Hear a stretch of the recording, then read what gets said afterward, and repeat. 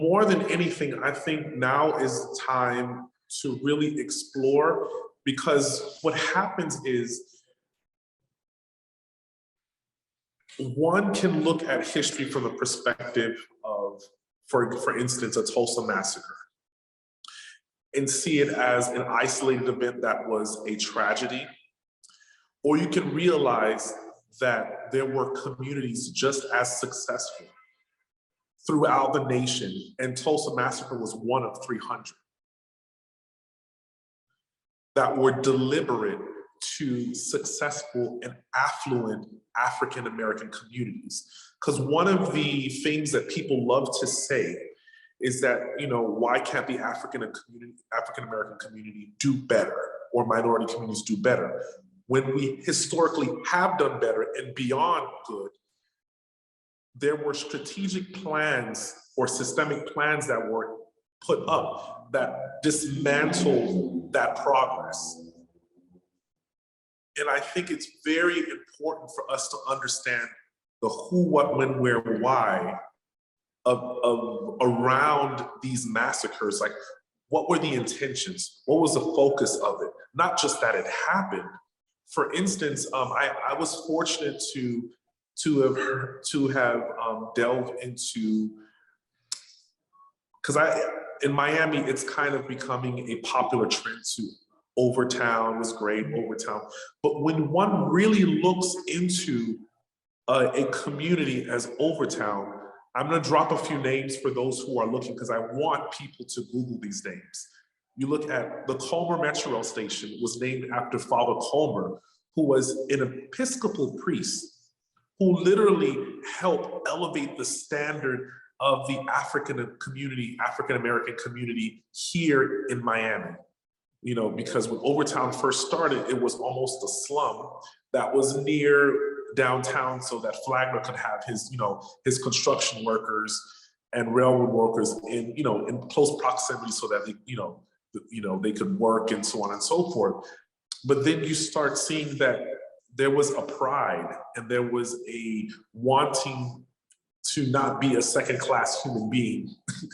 And the work that was put, when you look at some of the archival footage and some of the actual photographs from the era of the 1950s to turn of the century at Overtown, and see some of these storefronts, you see elegant dressed men, you see well-organized, clean streets, manicured yards, you see African Americans from all walks of life, from the highest to the lowest, but there's a dignity and there's a respect for community, and there's this communal, how can I put it? There's this communal pursuit for progress that is very, very evident.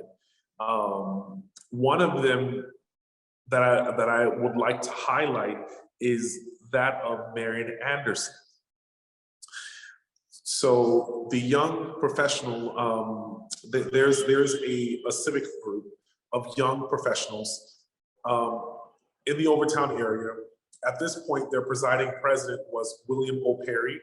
So I don't know if you are familiar with Miami history, but the Perry's Floral Shop was a very affluent floral shop. William O. Perry owned about 6 floral shops at the time.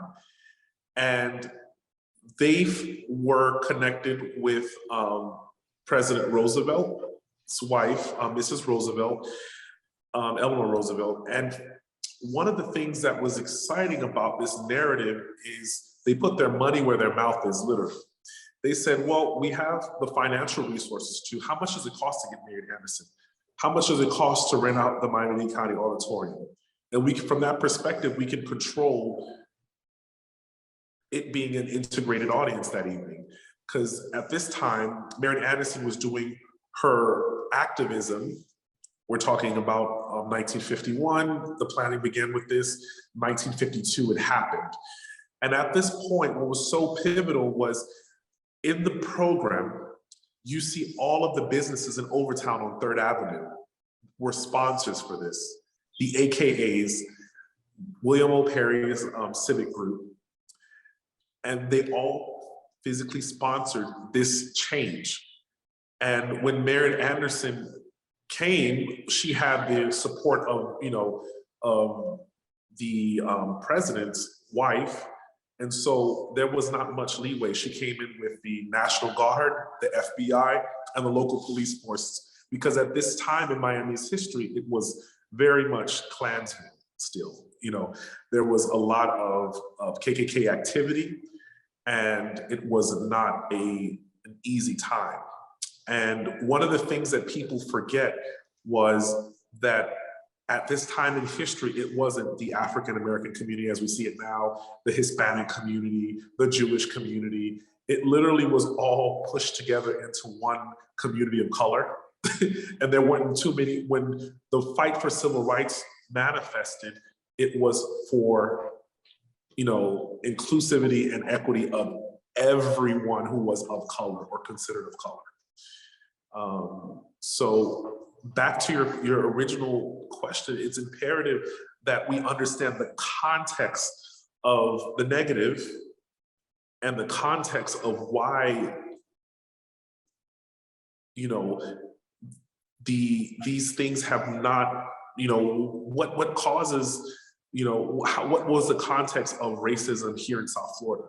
What was the state of the African-American community? What were they actively doing to kind of progress and fight against this I guess second class or Jim Crow kind of state of existence at the time? And I think it's really important to know that they weren't just passive and saying, oh, it was whatever. And dare I say this, that I think it's really important for us to understand nonviolence, because I hear this word thrown a lot. When you talk about civil rights, everyone loves to say nonviolent, nonviolent, nonviolent.